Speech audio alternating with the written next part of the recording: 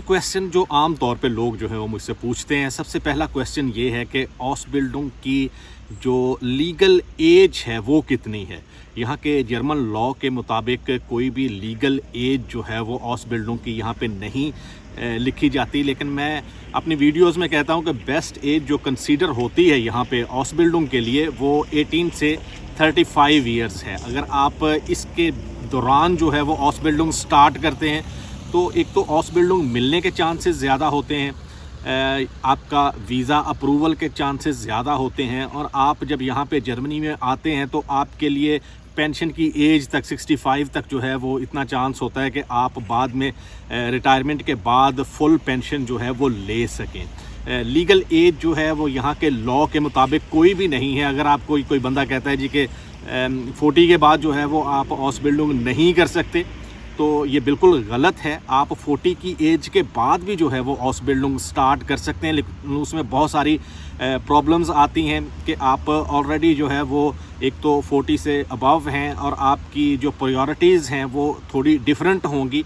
आप उस तरह जो है वो सिंगल या आज़ादी से जो है वो ना तो क्लासेस ले सकते हैं, थ्योरी ले सकते हैं, ना प्रैक्टिकल कर सकते हैं। इसके अलावा अगर आपकी ऑसबिल्डिंग ऐसी है कि जिसमें फ़िज़िकल वर्क जो है वो ज़्यादा है तो आपको प्रॉब्लम पेश आ सकती है। आप फ़िज़िकली जो है वो इतना काम नहीं कर सकते जैसा कि एक बंदा जो है वो 30 की एज में या 35 की एज तक जो है वो कर सकता है। इसके अलावा सैलरी जो है वो आपको पता है कि ऑसबिल्डिंग में आपको पैसे भी मिलते हैं, सैलरी भी मिलती है, लेकिन वो इतनी इनफ नहीं होती कि आप यहाँ पे जो है वो सरवाइव कर सकें। अगर आप फैमिली के साथ हैं इस एज में तो आपके लिए थोड़ा सा प्रॉब्लम हो जाएगा कि आप मिनी जॉब भी कर रहे हैं, साथ में अभी आप लैंग्वेज में इतने फ्लुएंट नहीं हैं, तो आपके लिए जो है वो प्रॉब्लम हो सकती है कि आप थ्योरी पास ना कर सकें या प्रैक्टिकल जो है वो जो आप कंपनी में करते हैं वहाँ पे आपके लिए प्रॉब्लम्स हों। और आप सबसे बहुत ज़रूरी चीज़ जो ये भी होती है कि यहाँ के वेदर में सरवाइव करना। वेदर चेंज होता है, बहुत सारी मौसमी बीमारियां होती हैं, हर बंदे को जहाँ पे जो है वो बीमारी हो सकती है, ये कोई ऐसा इशू नहीं होता, लेकिन इस एज में बीमारियों को सर्वाइव करना, वेदर को जो है वो सर्वाइव करना, इसके अलावा थ्योरी पास करनी, टेस्ट पास करने, ये सारी चीज़ें मिला के जो है वो आपके लिए मुश्किल हो सकती है अगर आप 40 के बाद जो है वो कोई ऑसबिल्डिंग स्टार्ट करेंगे। लेकिन ये नहीं है कि आप स्टार्ट नहीं कर सकते।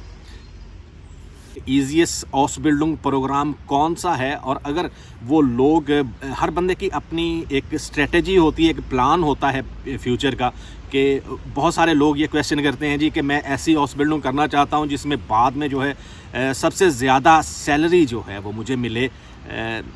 ये कोई बुरी बात नहीं है, आप लोगों को इस तरह सोचना चाहिए, लेकिन मैं एक दूसरे पॉइंट ऑफ व्यू से हमेशा बात करता हूं कि चूँकि अभी आप लोग यहाँ पे नहीं हैं जर्मनी में, आपके पास कोई ऑसबिल्डिंग नहीं है, आपने जर्मन लैंग्वेज कोर्सेज़ किए हुए हैं और सबसे पहली प्रायोरिटी है वहाँ से मूव करना। आप किसी भी ऑसबिल्डिंग फटराग ले के यहाँ पर जो है वो आने की कोशिश करें, ये सबसे पहले ज़रूरी है।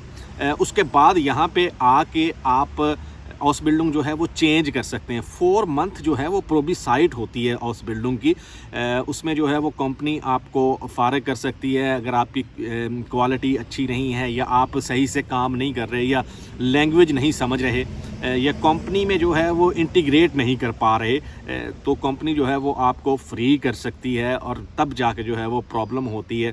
और इसमें अगर आपके पास ऐसी ऑसबिल्डिंग है जैसे आईटी की है या नर्सिंग की है जिसकी लैंग्वेज या थ्योरी जो है वो बहुत मुश्किल होती है, तो तब भी आपके लिए जो है वो प्रॉब्लम हो सकती है। इसीलिए मैं कहता हूं कि ईजीएस्ट ऑसबिल्डिंग प्रोग्राम लें जो आसानी से मिल जाए। जैसे लॉजिस्टिक है, लॉजिस्टिक में बहुत सारी ऑसबिल्डिंग्स होती हैं, लेकिन ये मिलनी जो है वो इजी है। यहाँ पे बहुत सारे वर्कर्स जो हैं वो चाहिए होते, बड़ी बड़ी लॉजिस्टिक कंपनीज़ हैं। जर्मनी जो है वो लॉजिस्टिक का हब कंसीडर होता है, और इसमें सबसे मेन जो सूबा है नॉर्थ राइन वेस्टफालन, वो सबसे पहले नंबर पे आता है अगर आप लॉजिस्टिक में काम करना चाहते हैं या ऑसबिल्डिंग करना चाहते हैं। दूसरा जो ईजीएस्ट प्रोग्राम जिसको मैं कंसीडर करता हूँ वो है उसका ड्यूरेशन। बहुत सारी ऑसबिल्डिंग्स हैं जो 2 साल की हैं, और लॉजिस्टिक में भी एक ऐसी ऑसबिल्डिंग है जो 2 साल की है।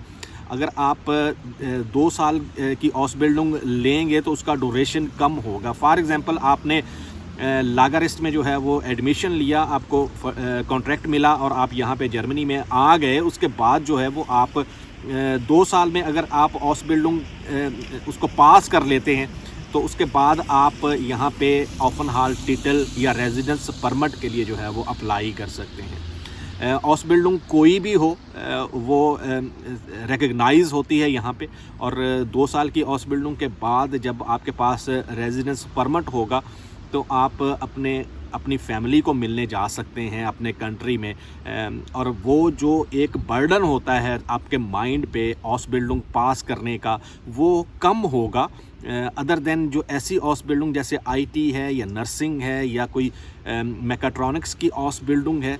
वहाँ पे थ्योरी चूँकि बहुत ज़्यादा होती है और आपको बहुत ज़्यादा पढ़ना पड़ता है, और इसके साथ चूँकि आप किसी दूसरे कंट्री से आए हैं, डेफिनेटली आपके ऊपर जो है वो आपकी फैमिली की रिस्पॉन्सिबिलिटीज़ होंगी, तो तब जाके जो है वो आप यकीनन एक मिनी जॉब भी जो है वो ढूंढेंगे, और मिनी जॉब यकीनन जो है वो आप करेंगे। तब आपके पास टाइम होना चाहिए, और डेफिनेटली अगर आप एक मिनी जॉब कर रहे हैं तो आपके पास घर पे पढ़ने का या कहीं पे ट्यूशन लेने का जो टाइम है वो कम होगा, और तब जाके जो है वो प्रॉब्लम हो सकती है। इसीलिए मैं कहता हूँ कि ईजीएस्ट ऑसबिल्डिंग जो है वो लें, जो मिले भी जल्दी, जो पास भी हो, और जिसको पास करने के बाद आप फैमिली को जाके मिल भी सकें। सैलरीज़ जो हैं, अगर आप इसको देखें कि आईटी की ऑसबिल्डिंग करने के बाद या नर्सिंग की ऑसबिल्डिंग करने के बाद आपके पास कितनी सैलरी होगी, तो इसको अगर आप कंपैरिजन करें एक 2 साल की ऑसबिल्डिंग में कि जिसको पास करने के बाद आपके पास एक जॉब है, और ऑसबिल्डिंग मैकाट्रॉनिक्स की या आईटी की या नर्सिंग की 3.5 साल की होती है, लेकिन आपने 2 साल के बाद आपके पास फुल टाइम का जो है वो कॉन्ट्रैक्ट है, आप काम कर रहे हैं, साल के बाद आपकी सैलरी जो है वो इंक्रीज़ होगी। और अगर आप अच्छा काम कर रहे हैं तो जो ऑसबिल्डिंग आईटी की करके प्रैक्टिकल फील्ड में आएगा, जब तक वो आएगा तब तक आपकी सैलरी जो है वो उसी के बराबर जो है वो हो सकती है। बिल्डिंग से पहले उस फील्ड में आपके पास एक्सपीरियंस होना चाहिए या नहीं होना चाहिए। अगर आप फॉर एग्ज़ाम्पल ट्रक ड्राइवर की ऑसबिल्डिंग करना चाहते हैं तो आपके पास लाइसेंस होना चाहिए या नहीं होना चाहिए।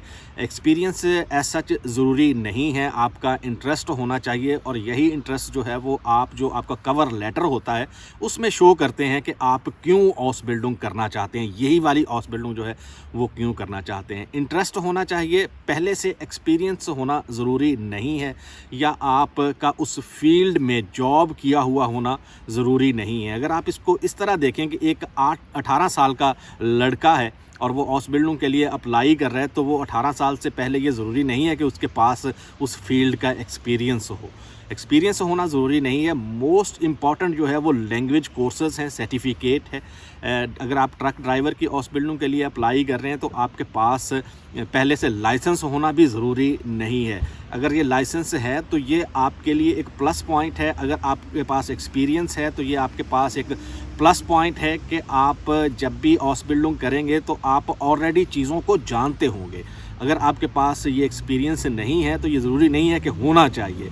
अगर आप किसी भी कंपनी में ऑसबिल्डिंग करेंगे तो इसका मतलब है कि आप इस प्रोफेशन को सीखना चाहते हैं और इसी के लिए जो है वो आप कोशिश कर रहे हैं। तो पहले से एक्सपीरियंस होना ज़रूरी नहीं है, पहले से जो है वो लाइसेंस होना ज़रूरी नहीं है। अगर आप ट्रक ड्राइवर की ऑसबिल्डिंग कर रहे हैं, लोग ट्रक ड्राइवर की ऑसबिल्डिंग को इस पॉइंट ऑफ व्यू से देखते हैं कि उन्होंने ऑसबिल्डिंग के बाद जो है वो ट्रक चलाना है और जर्मन लाइसेंस जो है वो कंपनी बनवा देगी और उसके बाद हम आज़ाद हैं, हम कहीं पे जाके जो है वो काम कर सकते हैं। इस तरह ऐसा नहीं होता। कंपनी आपका इंटरेस्ट देखती है कि आप कितना कंपनी के साथ लॉयल हैं।